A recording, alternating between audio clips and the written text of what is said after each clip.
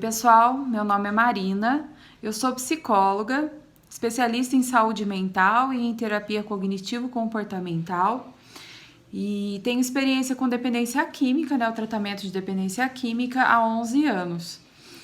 E hoje estou aqui para responder as perguntas de vocês a respeito da dependência química, do uso de substâncias.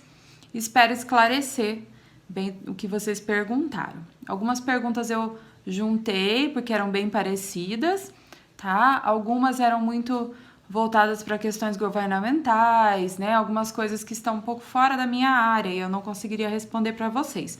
Então eu foquei mais na parte da saúde, que é onde eu atuo. Hoje eu atuo no Instituto Bairral de Psiquiatria, no setor de dependência química masculino. E estou lá há 2 anos e alguns meses. E para a gente iniciar aqui a conversa, gostaria de explicar para vocês o que é a dependência química em si. A dependência química é um transtorno psiquiátrico e, como todos os outros transtornos psiquiátricos, não tem cura. O tratamento se baseia em adquirir um controle, né, da vontade de usar, e o tratamento que a gente usa, que eu sempre trabalhei, é a abstinência total. Tem alguns tratamentos que são de redução de danos, em que a pessoa usa uma quantidade menor ou usa de uma maneira supervisionada.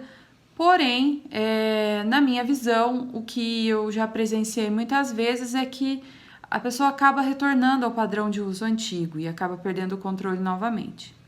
E é justamente por isso que se caracteriza a dependência química, a perda de controle sobre o uso da substância. Assim como a gente vê pessoas que bebem ou usam até alguma outra substância socialmente, tem pessoas que não têm o controle disso e acabam usando numa quantidade maior do que gostaria, com mais frequência do que gostaria, né, pela falta de controle mesmo. O Programa de Narcóticos Anônimos define a dependência química como uma doença progressiva, incurável e fatal. Ou seja, ela vai progredindo, né, nos prejuízos, nos danos ao organismo, aos danos sociais, familiares e até espirituais.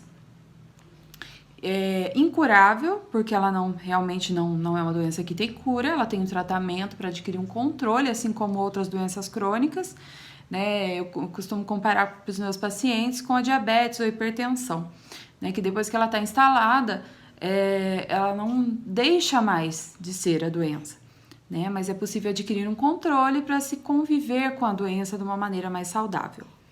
E ela é fatal porque, se não for tratada, vai levar inevitavelmente à morte de alguma forma, ou por uma overdose, ou pelo desgaste do organismo, né? Ou por muitas vezes os dependentes químicos se envolverem em criminalidade e se colocarem em risco, tá?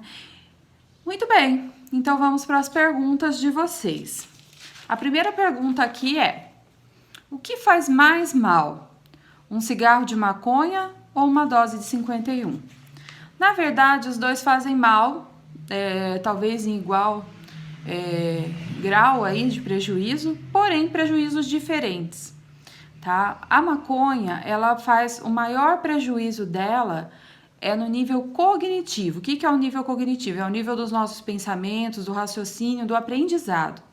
Então, ela vai danificando aos poucos algumas áreas do cérebro e a gente vai perdendo a capacidade de aprender, da memória, né, da atenção. Ela vai prejudicando várias áreas aí. E o álcool, ele traz mais prejuízos na nossa parte física, nos órgãos, principalmente do sistema digestivo, né?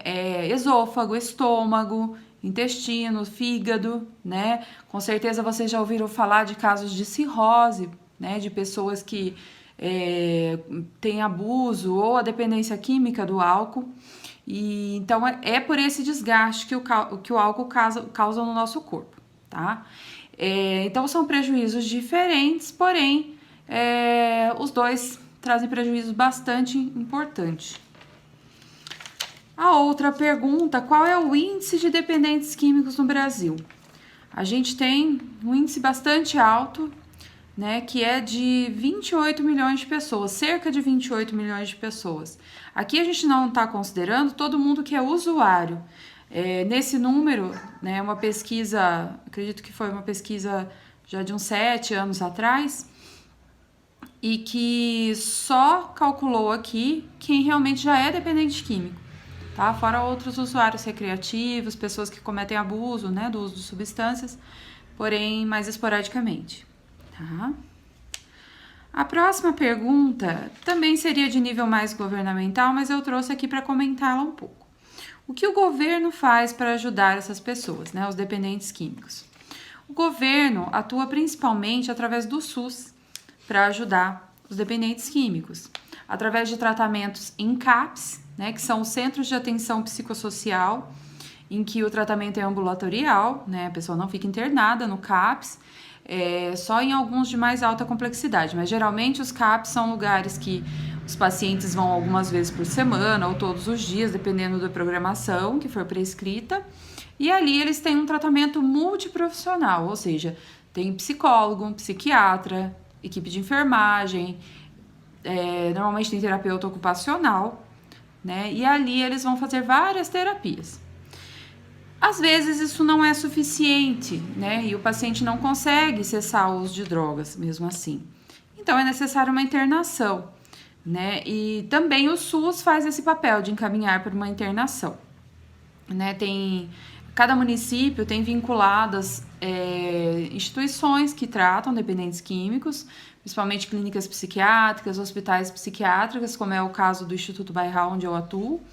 E então o SUS encaminha para esses locais, quando já é o caso da internação, tá? Então, principalmente através do SUS é que acontece a ajuda para os dependentes químicos. A próxima pergunta é: qual o efeito que sentimos quando usamos drogas? Bom, a princípio, qualquer droga vai trazer alterações no nosso organismo, principalmente no nosso sistema nervoso. Vai alterar a nossa percepção, vai alterar o nosso humor, né? Vai alterar o nosso nível de consciência, né? No uso de drogas a gente não tem tanta consciência da realidade, muitas vezes, né? Vê ela de forma distorcida. Mas aí tem alguns efeitos de drogas mais específicos, tá? Por exemplo, a cocaína e o crack trazem mais marcadamente uma sensação de euforia, tá? Porque são drogas estimuladoras do sistema nervoso central. Então, causa mais agitação, mais euforia, um estado de alegria intensa, tá? E de agitação intensa também. Podem desencadear depois quadros de ansiedade. Drogas como a heroína, o álcool e a maconha, tá? São drogas que causam um relaxamento muscular, uma sensação de bem-estar, e a gente fala que são drogas depressoras do sistema nervoso central.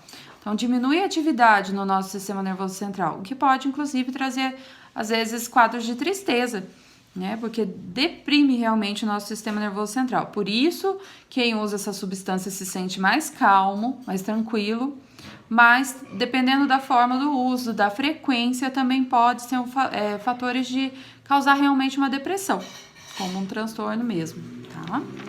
E por último temos o LSD, o êxtase, que são drogas alucinógenas. E a gente fala também que são perturbadoras do sistema nervoso central, né? Porque não só alteram o ritmo do sistema nervoso, mas realmente perturbam o funcionamento do sistema nervoso central.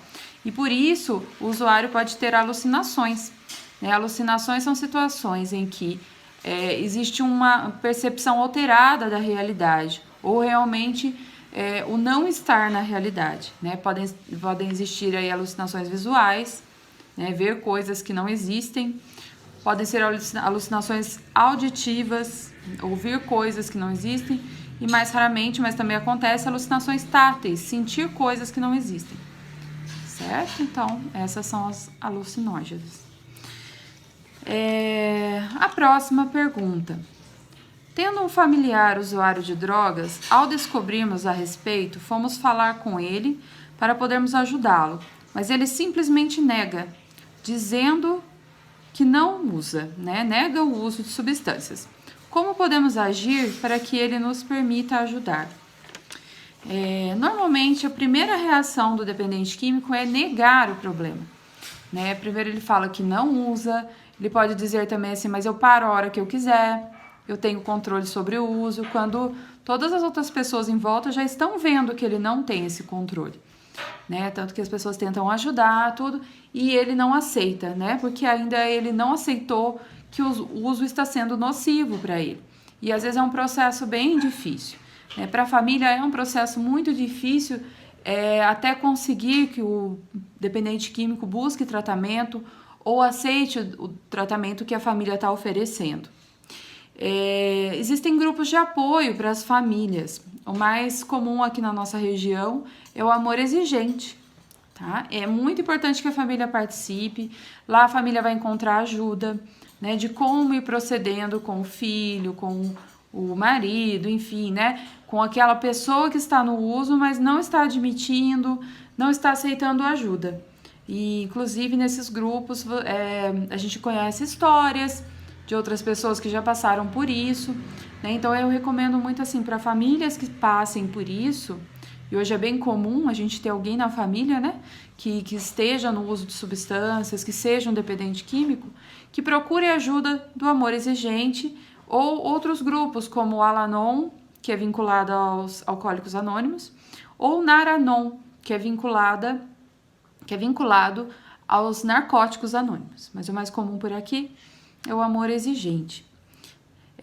Sempre vai ser complicado, né? Porque o paciente, né, o dependente químico, passa por vários processos. O primeiro é esse estado de negação, realmente. Depois ele pode até admitir que ele está usando em uma quantidade exagerada, uma frequência exagerada, mas ainda não aceitar tratamento, né? E aí é um processo, é um caminhar aí da família junto com ele para que ele perceba os prejuízos e aceite ajuda. A próxima pergunta é: o uso de Rivotril ou maconha para aliviar sintomas de ansiedade futuramente pode gerar problemas maiores? Sim, pode gerar sim.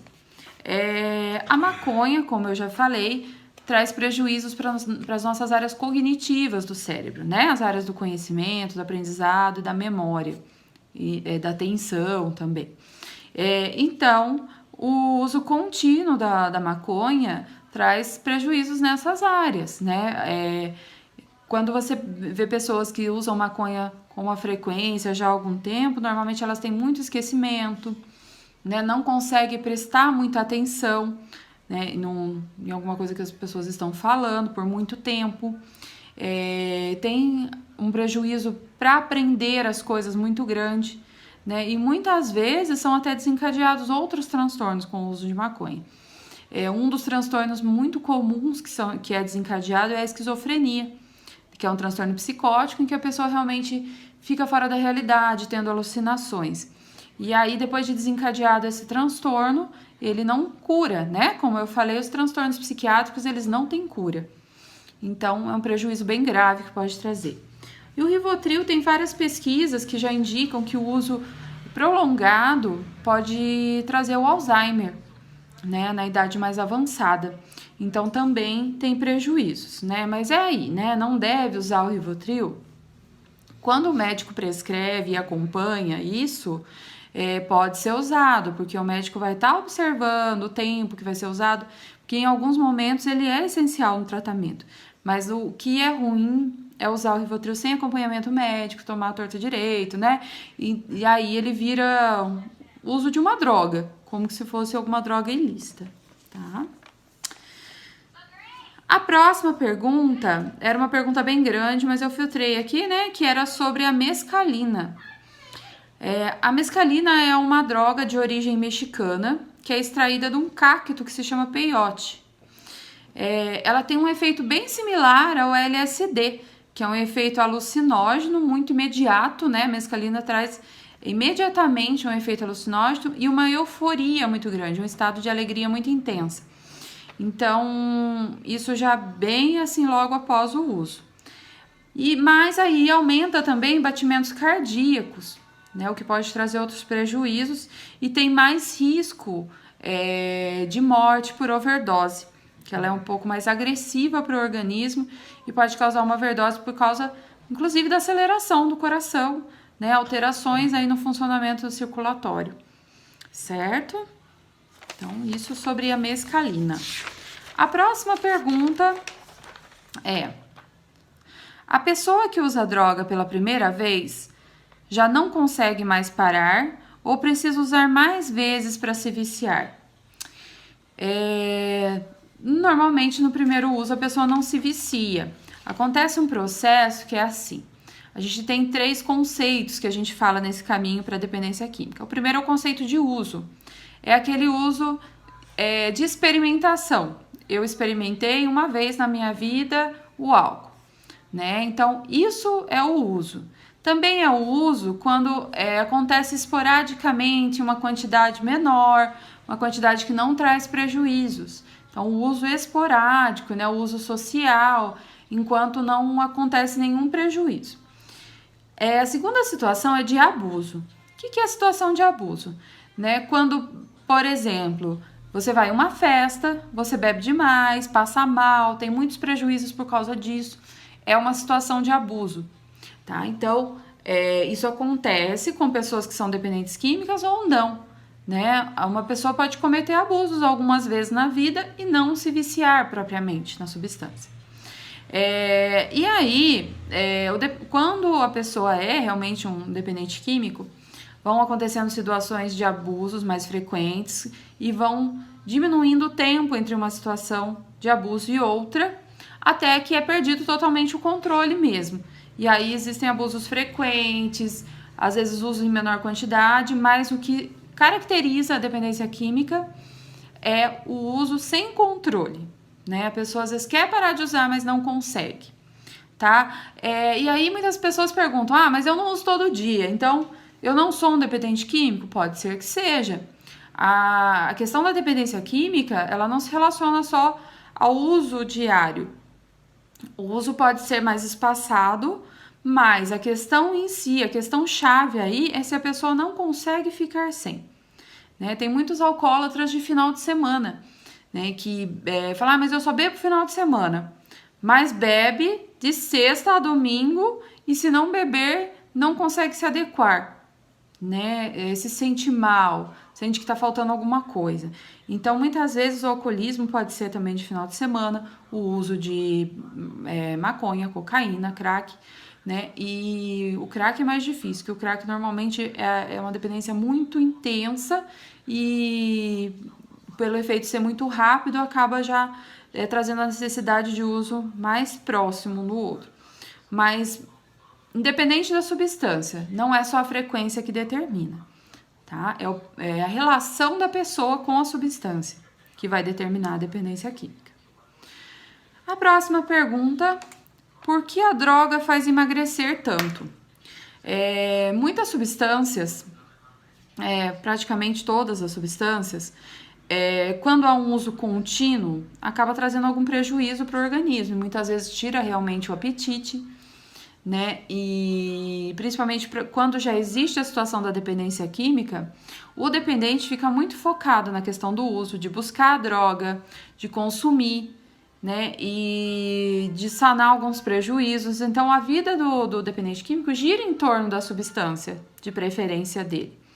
E nisso, muitas questões da rotina, que são normais para todo mundo, ficam de lado, como, por exemplo, alimentação e sono.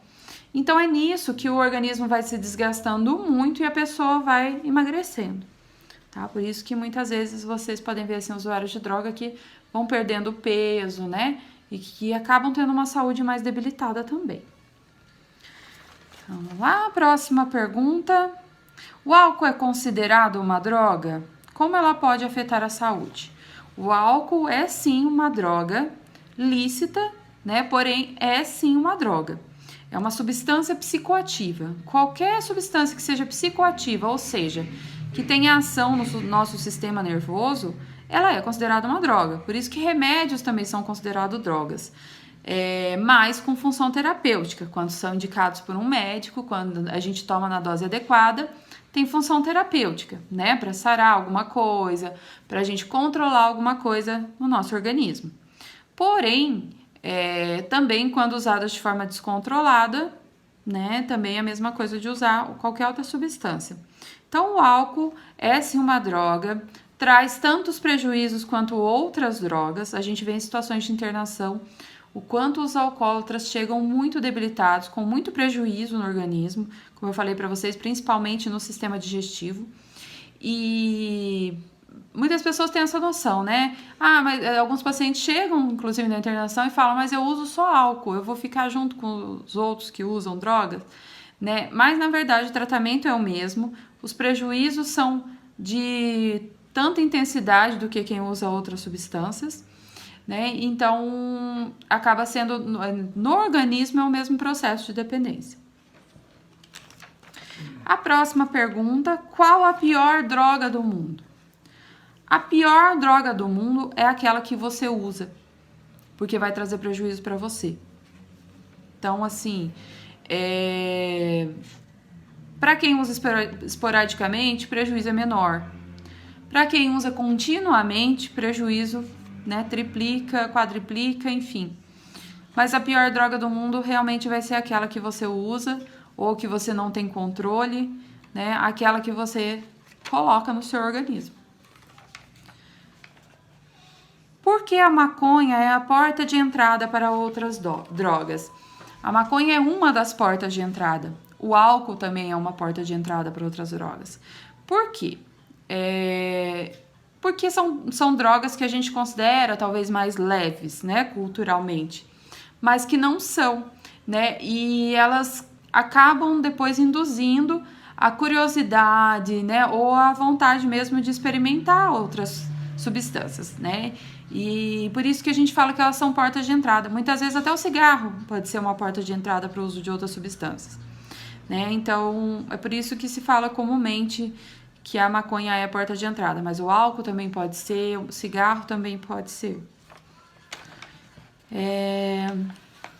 E por último, como é o tratamento de um dependente químico? Bom, tratamento, como eu falei para vocês, pode ser a nível ambulatorial, né, num CAPS ou num setor particular, aí num psiquiatra, psicóloga, né? Mas o que normalmente acontece é uma internação. Então, eu vou explicar um pouquinho para vocês da internação, como funciona. Na internação, a gente tem no setor vários profissionais também, né? Eu tô falando do hospital psiquiátrico, no caso, né? A gente tem também comunidades terapêuticas, que o funcionamento é um pouco diferente. Mas no hospital psiquiátrico, a gente tem sempre na equipe do setor uma psicóloga, uma terapeuta ocupacional, uma enfermeira, técnicos de enfermagem, conselheiros, que são dependentes químicos em recuperação e que hoje ajudam outros dependentes a se recuperarem também, a entrarem no processo de recuperação. Temos também educador físico, né, porque a atividade física é um fator extremamente importante. E, deixa eu ver se eu esqueci alguém. E os médicos, né? E os médicos que cuidam também no nível aí da medicação, da parte física. E a gente fala que tanto assim, como a doença atinge várias áreas da vida, né? Atinge a pessoa a nível físico, mental, espiritual, social. O tratamento... também temos assistente social. Falei de social, lembrei agora que sempre tem uma assistente social na equipe também que ajuda o paciente a lidar com questões externas, né? Família, questões trabalhistas, enfim, qualquer pendência que ele tenha fora da instituição. Então, como a dependência química causa prejuízo em várias áreas da vida, a gente também vai trabalhar no tratamento todas essas áreas da vida. A física, mental, social e espiritual, né? Na parte física, a gente vai trabalhar a parte medicamentosa, né? Principalmente no processo de desintoxicação do organismo, né? O organismo da gente é muito inteligente, então ele se desintoxica sozinho. Mas nesse processo de desintoxicação podem vir muitos sintomas. Então, é nisso que os medicamentos vão agir, nesses sintomas de abstinência e, se for necessário, por mais tempo além da desintoxicação. Na parte mental, a gente vai trabalhar com o paciente questões psicológicas, questões que são trabalhadas na terapia ocupacional, que é a funcionalidade do paciente, né, o quanto ele consegue fazer as atividades do dia a dia, no que ele tem mais dificuldade, na parte prática da vida aí mesmo, né? No dia a dia, na rotina, no planejamento da vida. Os conselheiros trabalham com a literatura de Narcóticos Anônimos, que são os 12 passos de Narcóticos Anônimos, além de outras técnicas que eles também usam para treinar habilidades, para depois eles saírem e conseguir lidar, né, com a questão da abstinência de drogas fora do hospital. E também os conselheiros trazem a experiência deles, o que ajuda os pacientes a ter uma perspectiva melhor, né, para o tratamento. A parte espiritual. Existe toda uma parte espiritual que é trabalhada no tratamento, né? Independente de religião. Existe um momento de espiritualidade que é ecumênico e ali é trabalhado novamente esse contato do paciente com o seu poder superior, da maneira que ele compreende, né? A gente não foca em nenhuma religião, porém proporciona esse contato, né, com o poder superior de cada um. E na parte social, são trabalhadas as questões de moradia, muitos pacientes acabam vindo da rua, né? Acaba restabelecendo vínculos com a família que muitas vezes são perdidos pelos prejuízos do uso, fazendo contatos, né, com parte trabalhista, quando o dependente químico está afastado do serviço ou se ele tem um benefício para receber. Então faz toda essa comunicação externa à internação. O tratamento para o paciente é bastante trabalhoso, tem que ter muita força de vontade. Não é fácil ficar em recuperação, né? Porque, como a gente fala, a recuperação é para o resto da vida, né? Um termo usado de Narcóticos Anônimos é o só por hoje, né? O tratamento é só por hoje, mas eu preciso mantê-lo enquanto eu precisar me manter sóbrio. E descobrir novas formas de ter lazer, novas formas de vivenciar as emoções. Então, é uma reestruturação total para o paciente lidar com o mundo externo sem as substâncias. E aí, nisso tudo, né, ele vai criando novos hábitos, novas perspectivas, novos objetivos, que não incluem mais a substância, porque antes a vida dele estava girando em torno da droga. E aí a gente vai criar um novo estilo de vida. A internação varia, né, assim, entre 45 a 90 dias no hospital, né? E nesse período a gente faz toda essa reestruturação. Bom, espero ter respondido as questões de vocês. Qualquer dúvida a mais, eu estou à disposição na minha página profissional, no Insta, é marina.andere.psi. Qualquer coisa depois eu passo pro professor Tiago e ele passa para vocês certinho. E qualquer dúvida pode entrar em contato comigo, né, pra gente esclarecer, pra gente, às vezes, contemplar outras questões que eu não consegui abordar aqui hoje, tá? Mas se vocês têm alguém que está na situação que vocês percebem de dependência, ou se vocês mesmos estão perdendo o controle sobre o uso de alguma substância, peçam ajuda. O pedido de ajuda é extremamente importante nessa hora, né? O quanto antes for feito o pedido de ajuda, mais fácil é o tratamento. Então, um grande abraço a todos e agradeço ao professor Tiago pela oportunidade. Qualquer coisa que precisarem, entre em contato comigo pelo Insta.